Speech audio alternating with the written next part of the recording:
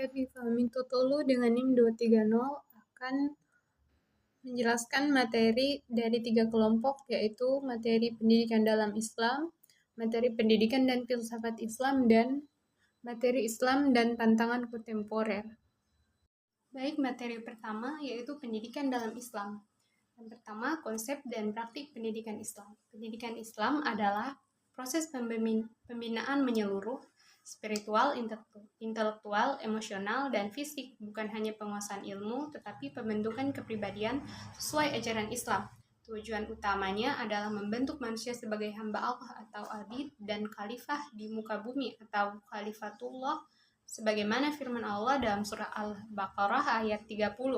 Ingatlah ketika Tuhan berfirman kepada para malaikat, sesungguhnya aku hendak menjadikan seorang khalifah di muka bumi. Pendidikan Islam sudah berjalan sejak zaman Rasulullah SAW. Beliau melalui Masjid Nabawi yang menjadi pusat ilmu. Lembaga lain seperti UTAP, madrasah, dan halaqah kemudian menjadi sarana lain dalam penyebaran ilmu pengetahuan dalam Islam. Kemudian ada konsep pendidikan Islam. Konsep pendidikan Islam berdasarkan Al-Quran, hadis, ijtihad, dan realitas sosial. Tujuannya adalah mencetak pribadi beriman, bertakwa, berakhlak mulia, dan berilmu. Ciri-ciri pendidikan Islam adalah tauhidik atau berpusat kepada Allah. Yang kedua, menyatukan ilmu dan amal. 3, seimbang antara dunia dan akhirat. Yang ketiga, metode pendidikan dalam Islam. Metode yang pertama adalah keteladanan atau uswah hasanah, Rasulullah SAW sebagai contoh terbaik. Yang kedua, pembiasaan seperti sholat, jujur, dan sopan. Yang ketiga, yaitu nasihat atau maudhi'ah hasanah, penyampaian moral secara lembut. Yang keempat, diskusi atau hiwar yang menumbuhkan pemikiran kritis. Yang kelima, praktik langsung atau amaliyah yang menerapkan langsung dalam kehidupan. Yang keenam, ada cerita atau qasas, kisah para nabi dan sahabat. Yang keempat, peran pendidikan dalam pengembangan karakter. Fokus utama pendidikan Islam adalah membentuk akhlak mulia. Dalam hadis riwayat Ahmad, sesungguhnya aku diutus untuk menyempurnakan akhlak yang mulia. Ya, nilai utama yaitu sidik atau jujur, amanah, adil, syukur, istiqomah. Dan dimulai dari keluarga, diperkuat oleh sekolah, dan didukung masyarakat. Kemudian materi berikutnya adalah pemikiran dan filsafat Islam. Pemikiran Islam merupakan usaha intelektual memahami realitas hidup berdasarkan Al-Quran dan hadis, dan tidak dibatasi oleh ras dan agama. Aspek pemikiran Islam adalah teologi atau ilmu kalam, hukum Islam atau fikih, filsafat, tasawuf, politik Islam, dan ekonomi Islam. Ciri-ciri pemikiran Islam adalah komprehensif atau mencakup hubungan manusia dengan Tuhan, hubungan manusia dengan sesama, dan hubungan manusia dengan alam. Yang kedua, luas, bisa menjawab soalan zaman lewat ijtihad. Yang ketiga adalah praktis atau bisa diterapkan dalam kehidupan nyata. Yang keempat, manusiawi, universal dan adil bagi semua umat manusia. Yang keempat, tokoh-tokoh pemikir Islam.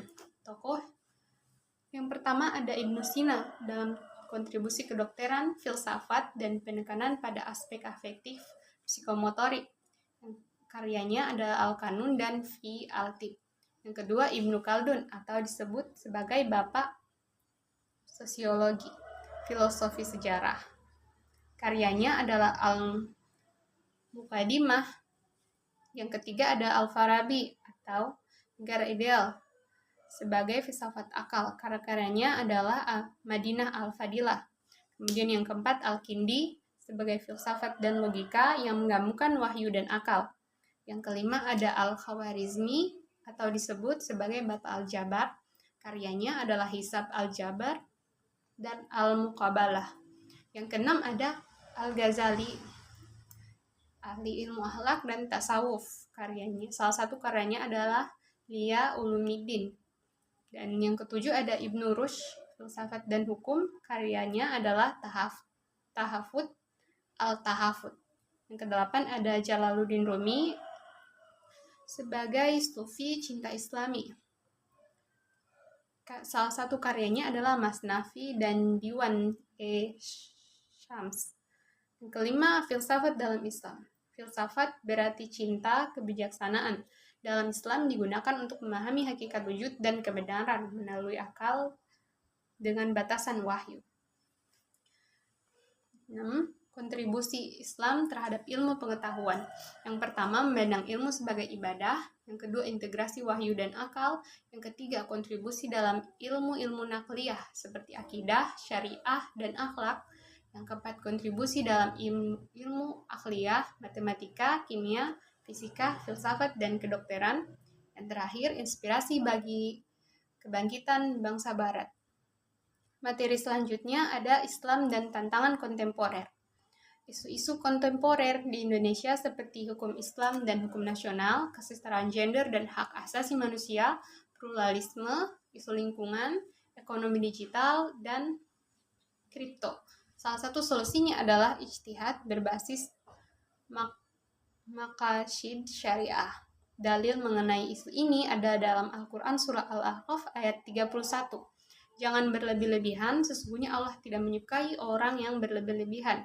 Dan dalam surah Ar-Rum ayat 41, telah tampak kerusakan di darat dan di laut akibat perbuatan tangan manusia. Yang kedua, radikalisme dan ekstremisme. Radikalisme adalah paham atau sikap yang menginginkan perubahan secara drastis dan cepat, biasanya dengan cara kekerasan, tidak kompromi, dan bertentangan dengan sistem yang berlaku. Sedangkan ekstremisme adalah sikap atau tindakan yang berlebihan dalam beragama yang melebihi batas yang ditetapkan oleh ajaran agama itu sendiri. Penyebabnya adalah tafsir keagamaan yang sempit dan konflik sosial dan politik.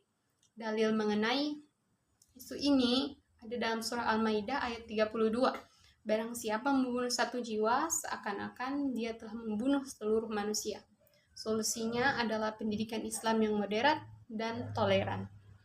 Yang ketiga, Islam dan modernitas Islam. Dalilnya ada dalam Quran surah Az-Zumar ayat 9. Apakah sama orang-orang yang mengetahui dengan yang tidak mengetahui? Tantangan yang keempat ada tantangan globalisasi dan teknologi.